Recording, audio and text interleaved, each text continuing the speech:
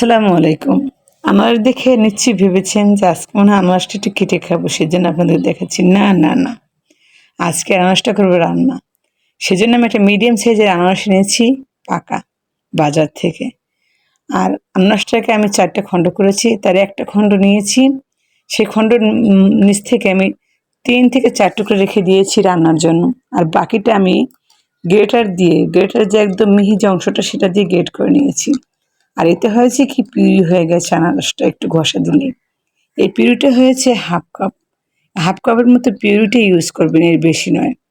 আপনার যদি মাছের পরিমাণ বেশি থাকে তাহলে একটু বাড়িয়ে কমিয়ে দিবেন, কিন্তু তার বেশি নয়। আর আমি রান্নার জন্য প্রথমে সয়াবিন তেল দিয়েছি, তার ভিতর দিয়েছি ২ টেবিল চামচ পেঁয়াজ বাটা, হাফ চামচ রসুন বাটা। আর এগুলো দিয়ে আমি মশলাটাকে একটু কষিয়েছি। আপনারা আমার ভিডিওটি খেয়াল যদি করেন তাহলে দেখতে পাবেন, যখন দেখেছি গায়ে ছিটে আসছে তখন দিয়েছি হলুদের গুঁড়ো হাফ চামচ, মরিচের গুঁড়ো হাফ চামচ। এগুলো দিয়ে আমি ভালোভাবে একটু কষিয়ে নিয়েছি। আর অবশ্যই এভাবে কষানোর চেষ্টা করবেন মশলাটা, তাহলে হয় কি, তেলের উপর যদি মশলা যখন কষাবেন তখন ফ্লেভারটা যেমন সুন্দর আসে আর কালারটাও আসে খুব সুন্দর।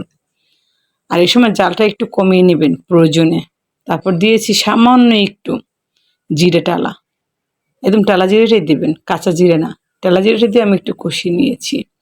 তারপর অ্যাড করেছি লবণ, আর সাথে দিয়েছি ১ চামচ চিনি।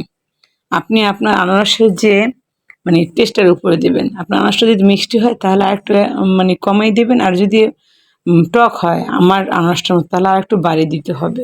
আমি এই শেষ পর্যায়ে কিন্তু একটু আনারসে চিনি ইউজ করেছি, কারণ আমার আনারসটা একটু টক, সেজন্য। আর আমি এখন আনারসের পিউরিটাও দিয়ে দিয়েছি এর ভিতরে।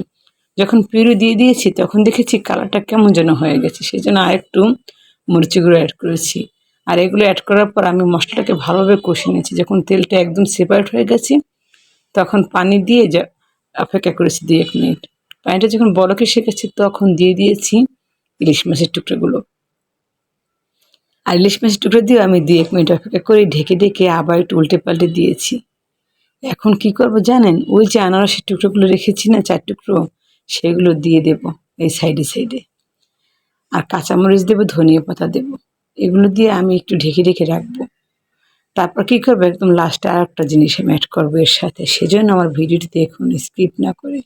বিশেষ করে এভাবে যদি রান্না করেন আপনার ফ্যামিলি তো ভালো কথা, আপনার বাসায় যদি কোনো গেস্ট আসে সেও আপনার এই রান্নার প্রশংসা করতে বাধ্য।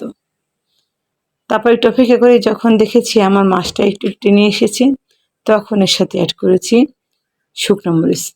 একদম ৪ টা শুকনো মরিচ আমি অ্যাড করেছি, আর কাঁচামরিচও অ্যাড করেছি সাথে আবার। এই অ্যাড করার পর আবার একটু ঢেকে ঢেকে রেখেছি, কারণ আমি চাচ্ছি যে এই শুকনো মরিচের যে একটা ফ্লেভার আছে না সেটাও আনারসের সাথে এবং এই যে মাছের সাথে যাক। আর আমি বললাম না আমি একটু চিনি অ্যাড করেছি, কারণ আমার আনারসটা অনেকটা টক ছিল। আর অবশ্যই ব্যালেন্স বুঝে আপনি চিনিটা অ্যাড করবেন। এখনও যারা আমার ভিডিওতে ফলো লাইক সাবস্ক্রাইব কোনো ঠিক করেননি, প্লিজ ফলো লাইক সাবস্ক্রাইব সবার আগে পেতে বেল আইকনটি বাজিয়ে রাখুন। আজ এই পর্যন্তই, আল্লাহ হাফেজ।